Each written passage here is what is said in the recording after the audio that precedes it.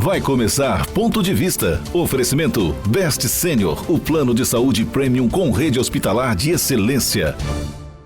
Olá, está começando o programa Ponto de Vista e pode ficar tranquilo, você não ligou no canal errado. É que hoje quem te faz companhia sou eu, Débora Preste, e é um prazer entrar na sua casa e passar essa tarde de quinta-feira com você. Mas na próxima semana o nosso amigo Felipe Lemos já está de volta, viu?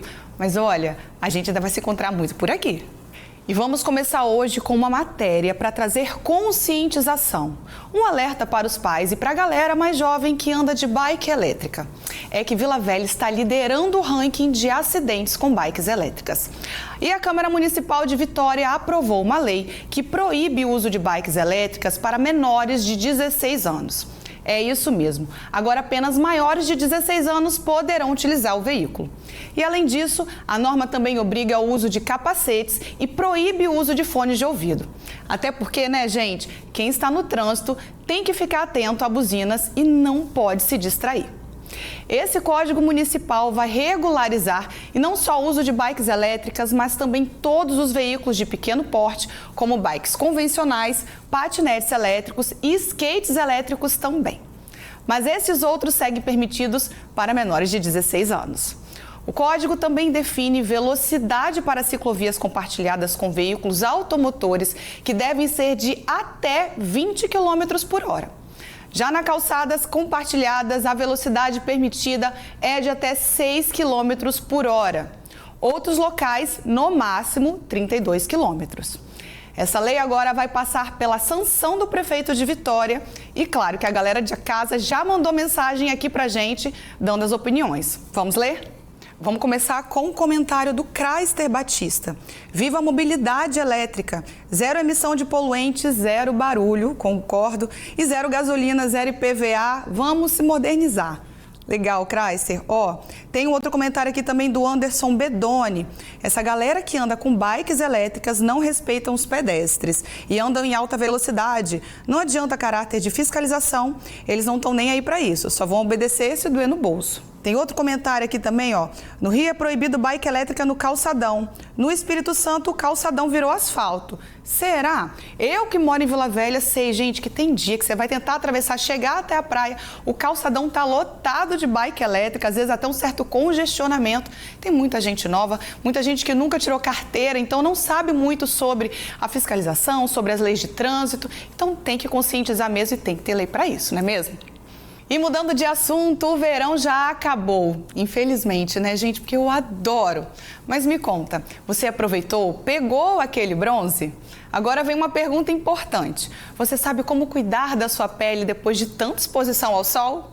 Quem vai orientar a gente sobre esses cuidados essenciais é a médica dermatologista doutora Oliette Guerra. Confere aí. Olá, galera de casa. Hoje nós viemos aqui para falar dos cuidados após a exposição ao sol. Então, na praia você vai usar só o filtro solar, mas quando chega em casa, toma o banho e é recomendado passar um hidratante. Quando você sente que queimou, porque às vezes acontece, aí a gente recomenda os produtos chamados pós-exposição ao sol, porque eles têm, entre outras coisas, o pantenol, que são substâncias até calmantes para a pele. Se surgiram bolhas, eu recomendaria procurar um especialista, porque essas bolhas podem virar uma ferida, né? E aí deixar até cicatrizes, deixar marcas. E eu quero chamar a atenção aqui, aproveitar sobre o uso do limão na praia ou piscina, porque o limão com o sol, ele dá às vezes queimaduras também terríveis, com muitas bolhas. Então mexeu com o limão, como ele não tem cheiro, a pessoa às vezes põe só a mão na água. Não, tem que ir lá e passar um sabonete para tirar o limão ali da pele. Muito cuidado, às vezes mãe que está comendo camarão com limão, chega a criança, eu atendi essa semana, encosta na criança e ali vai dar bolha também. Então, lembrar dessas queimaduras, desses cuidados, principalmente, né, com o limão, mas tem às vezes frutas como o figo, que também tem o leite, que também pode queimar. E no nosso quadro Conhecendo o Espírito Santo, o destino de hoje é um dos grandes destaques do nosso estado. As margens do Rio Doce, com cerca de 120 mil habitantes e um papel fundamental na economia do Noroeste Capixaba. Ela carrega muita história, muita força e muito orgulho. Claro que estamos falando dela, a Princesinha do Norte, Colatina.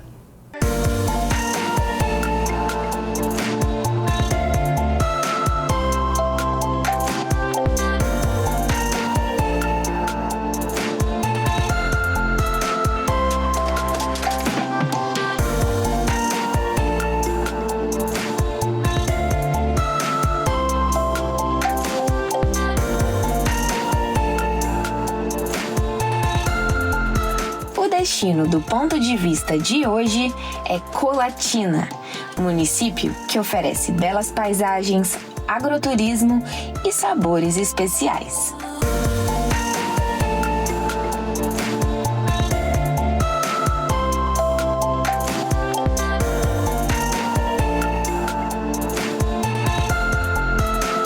Localizada a 135 quilômetros de Vitória, a Princesinha do Norte encanta seus moradores e visitantes com as suas praças, eventos e a hospitalidade típica de uma cidade do interior.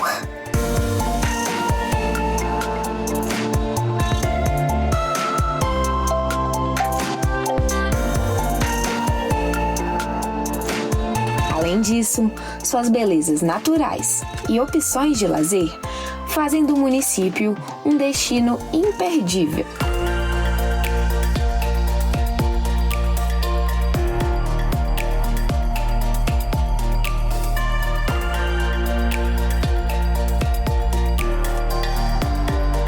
Cortada pelo Vale do Rio Doce, a cidade é conhecida por seus visuais de tirar o fôlego na Avenida Beira-Rio, que fica bem no centro da cidade.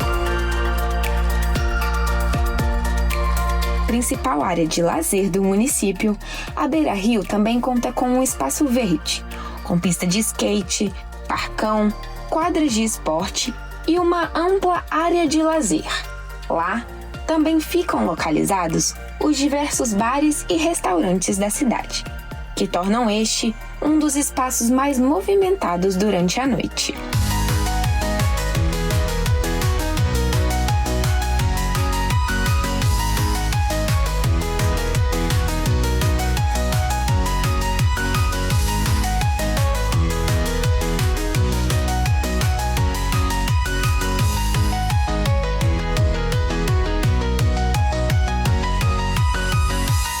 Mas para quem pensa que Colatina é só a Beira-Rio, a cidade também surpreende com um climinha de montanha.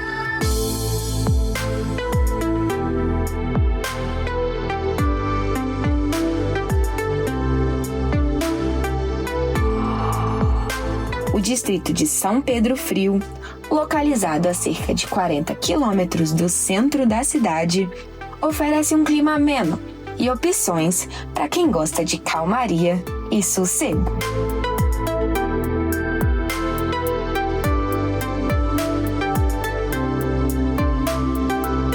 Diferente da cidade, que é popularmente conhecida como Calortina, por conta das altas temperaturas, o distrito possui uma temperatura bem mais amena, que chega a ser 5 graus menor do que a da sede. E no inverno, o turista pode aproveitar um climinha fresco e desfrutar da culinária rural local.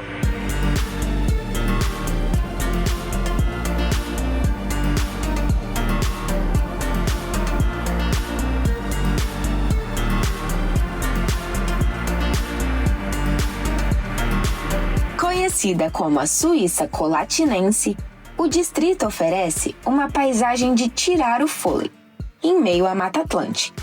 E por ali fica um dos pontos mais altos do município, a Serra da Cangalha.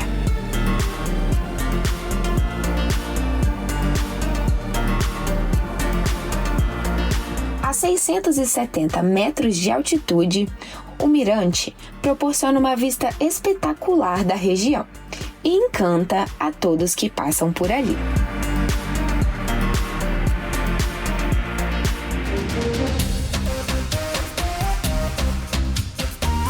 Não erramos a imagem. Isso aí não é Rio de Janeiro, não. A cidade de Colatina também é abraçada por um Cristo Redentor.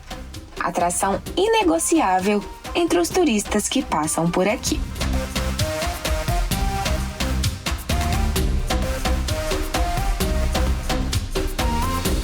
Inaugurado em 1975, o Cristo, que tem 35,5 metros de altura, dos quais 20 são do pedestal, e outros 15,5 metros da escultura, é a terceira maior estátua do Cristo Redentor no Brasil.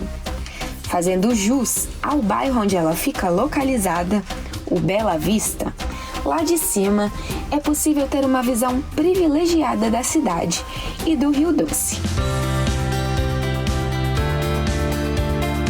E é com essa vista que a gente se despede de Colatina, com imagens que ficam na memória e experiências que aquecem o coração, entre o calor acolhedor da cidade, o frescor das montanhas e a riqueza de sabores e paisagens.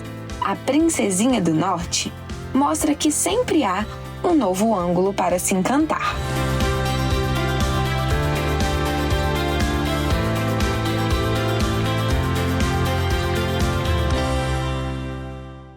Intervalo rapidinho e a gente já volta com mais Ponto de Vista.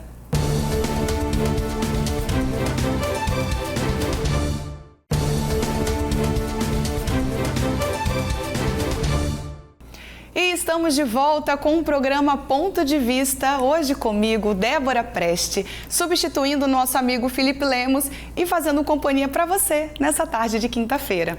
E eu volto do intervalo com uma história que emociona, de fé, superação e propósito. A trajetória é marcada por muitos diagnósticos, mas principalmente por muita força, impressionante de viver. Aos 41 anos, Menite Lepaus nos fez um convite urgente e necessário. Valorizar cada minuto do nosso dia. E é essa história que você acompanha agora. E mesmo a sua história sendo uma história de tanta dor, com tantos diagnósticos, com tantas notícias ruins, ela passa vida, ela passa gratidão, ela passa inspiração para viver. É com essa determinação que essa mulher que vocês vão conhecer agora decidiu viver a vida apesar de um diagnóstico. Menite Lepaus, 41 anos, mãe do Lucas e do João Pedro, esposa, formada no ano passado em neuropsicoterapia e apaixonada por se movimentar. São muitos títulos e entre eles o de paciente oncológica. Em 2011, na época com 27 anos, ela recebeu o diagnóstico de um câncer raro na região do pescoço. Era para ter sido o melhor ano da minha vida. Foi no ano em que eu comprei meu apartamento e que também eu tive o meu primeiro filho. Ele nasceu em março de 2011, porém, em maio de 2011, eu recebi o diagnóstico de um câncer raro. Então imagina, aquele momento mais especial da minha vida, tudo de repente desmoronou e eu me vi sem chão, sem rumo e sem saber realmente o que fazer. Porque quando a gente recebe um diagnóstico como esse, a gente não sabe como lidar. Mesmo após a cirurgia, as dúvidas se as sequelas a acompanhariam ao longo da vida ou não continuaram. Com essa cirurgia, eu tive vários comprometimentos. Eu perdi a fala, perdi a deglutição, tive uma paralisia de corda vocal direita, perdi também o movimento do braço e todo o movimento da boca. E naquele momento eu vi o quanto o nosso corpo ele é perfeito, porque nem mesmo a saliva eu podia engolir.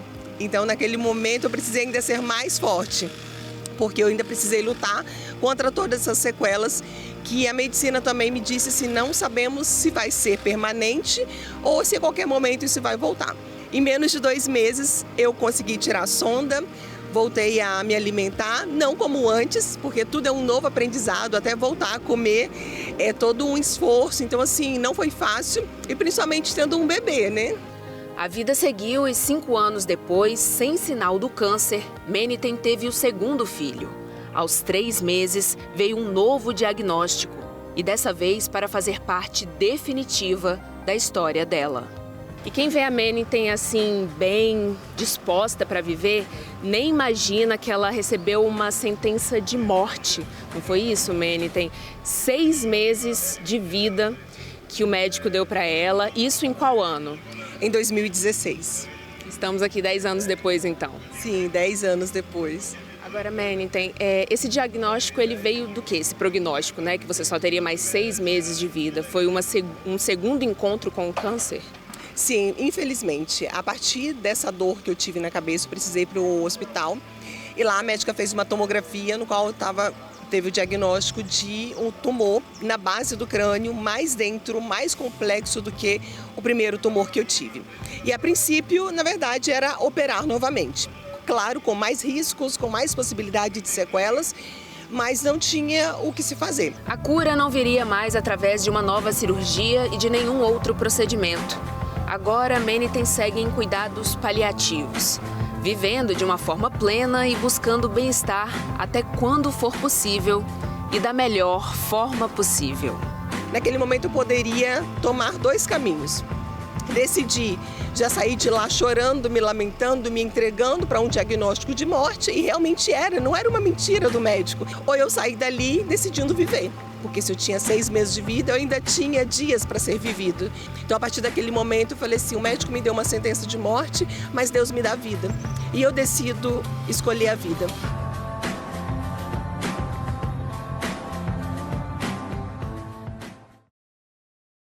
E agora é a hora do nosso quadro Dicas da Nutri. Hoje a gente vai aprender a preparar um shot matinal, aquela dose pequenininha e rápida, cheia de benefícios para começar o dia com muita disposição e dar aquele start no organismo logo cedo, sabe? Ficou curioso? Então vem aprender.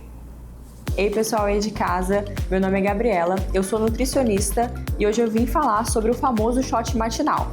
Ao contrário do que muitos pensam, ele não atua especificamente no emagrecimento. O objetivo principal de tomar o shot pela manhã é justamente porque a gente consegue concentrar compostos que são antioxidantes e anti-inflamatórios logo pela manhã e que vão favorecer o organismo. Aqui eu trouxe um exemplo de como a gente pode fazer esse shot. A gente tem a cúrcuma, que tem ação anti-inflamatória. Nós temos o limão, que é rico em vitamina C, que vai favorecer a imunidade. Nós temos o gengibre, que ele também é anti-inflamatório e ele vai favorecer a digestão. E o própolis, que também tem caráter anti-inflamatório e antioxidante. E para tomar ele pela manhã, agora é só misturar tudo. Limão, a cúrcuma, um punhado de gengibre e o própolis, 10 gotinhas de própolis.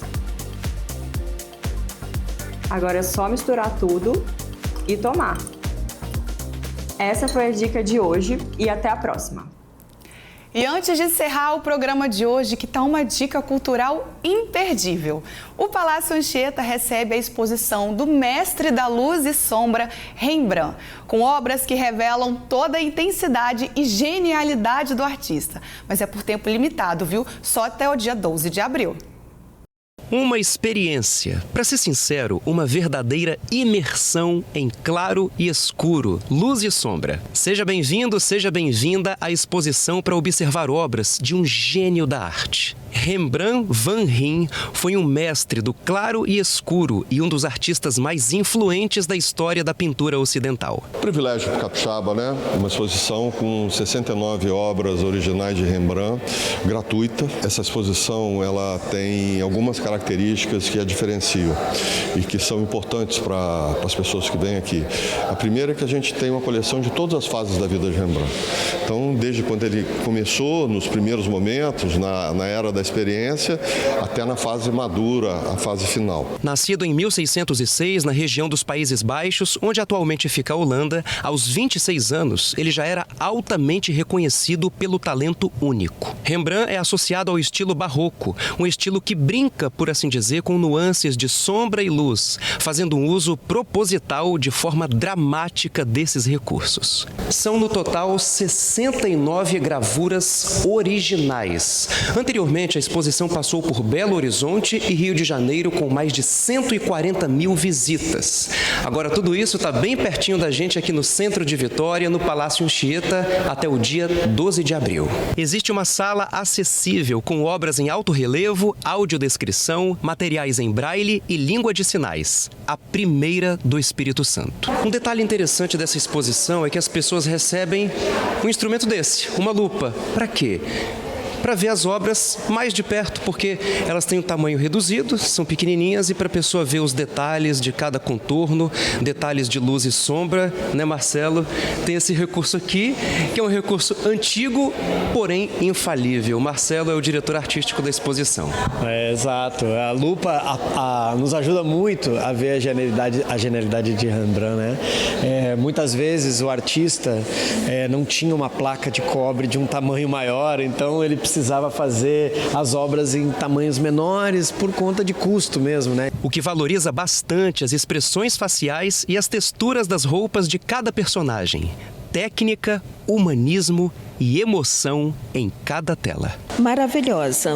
Muito a acrescentar para o público no geral e para a gente da educação, muito interessante que essa e outras venham. É uma experiência bem bacana.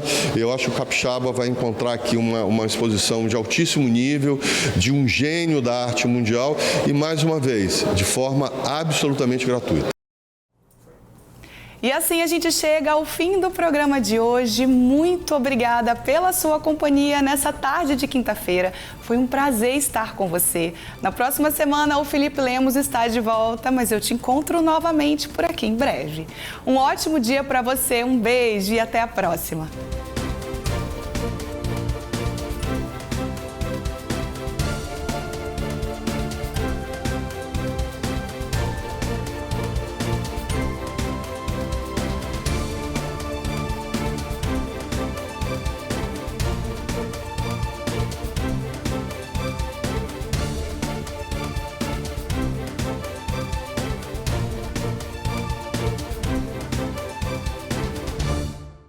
Você assistiu Ponto de Vista. Oferecimento Best Senior, o plano de saúde premium com rede hospitalar de excelência.